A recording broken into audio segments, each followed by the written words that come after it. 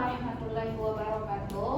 Waalaikumsalam warahmatullahi wabarakatuh. Selamat pagi Ibu dosen guru mata kuliah ini. Selamat pagi kepada teman-teman sekalian. Di sini kami akan mempresentasikan hasil diskusi kami dari kelompok 1 dengan judul lembar kerja web, yaitu web dan web. Sebelumnya di sini kami akan memperkenalkan diri kami. Saya Siti Helminasari sebagai moderator. Saya Karisma Ramadhani Alia sebagai pemateri pertama. Saya Maulidina Utami sebagai pemateri kedua. Saya Putri Amanda Pohan sebagai pemateri ketiga. Lembar kerja web. Pada fase ini peserta didik akan mengetahui di mana dan apa yang dipelajari saat ini. Hal ini juga membantu guru mengetahui pengetahuan awal peserta didik atau pemberian asesmen diagnostik, sehingga guru mampu memberikan tujuan yang sesuai dengan kemampuan mereka. Peserta didik juga perlu mengetahui kenapa mereka mempelajari pembelajaran tersebut. Akankah itu berguna bagi mereka saat berada di dalam lingkungan sekolah maupun di luar sekolah. Tujuan web dan web. Mengingat guru untuk menjelaskan secara jelas kepada peserta didik mengenai tujuan pembelajaran. Peserta didik juga perlu mengetahui target yang harus dicapainya dan bagaimana proses penilaian sehingga dapat memonitor pemahamannya. Selanjutnya, tujuan pembelajaran adalah deskripsi pencapaian hasil akhir yang seharusnya dicapai oleh setiap peserta didik. Lanjut kepada pemateri pertama, Saudari Maul kepada Saudari Karisma, disilakan.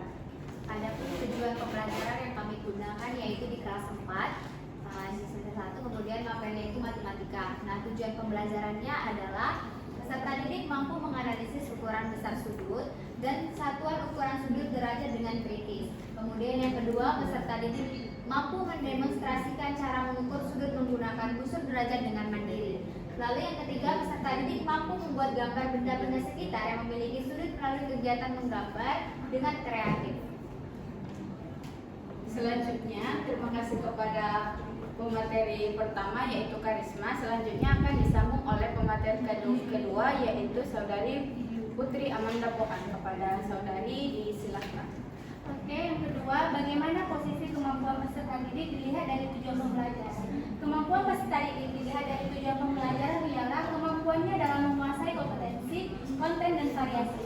Kompetensi ialah kemampuan atau keterampilan yang perlu ditunjukkan peserta didik. Lingkup materi atau konten yaitu konten atau konsep utama yang perlu dipahami pada akhir pembelajaran.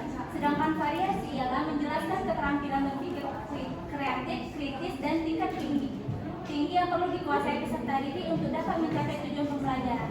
Misalnya seperti mengevaluasi, menganalisis, memprediksi, menciptakan, dan lain sebagainya. Adapun posisi kemampuan peserta didik dilihat dari tujuan pembelajaran adalah sebagai audiens atau sasaran yang diharapkan dapat mencapai tujuan pembelajaran yang telah disusun. Sekian dari saya kembalikan kepada Saudari. Terima kasih kepada Saudari.